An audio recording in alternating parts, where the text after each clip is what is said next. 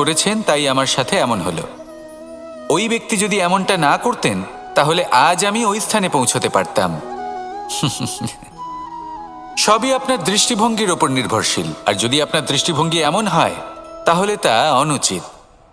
সত্যি কথা বলতে এই সংসারে ভিন্ন ভিন্ন ধরনের মানুষ আছে। এটা আপনার ওপর নির্ভর করছে কিভাবে তাদের স্বাগত জানাবেন। একবার ভাবুন, আমি আমার দুটো হাত সামনে নিয়ে এলাম, দুটো মুঠো খুলে দিলাম। দুই প্রকারের মানুষ আসবেন, কিছু না কিছু দিয়ে যাবেন। এই মুঠো যদি আমি বন্ধ করে দিই তাহলে না কেউ আমাকে কিছু দিতে পারবে, না আমার কিছু যাবে আসবে। নিশ্চয়ই বুঝতে পারছেন এই দুই ধরনের ব্যক্তি কারা এবং তারা কি দিয়ে যান।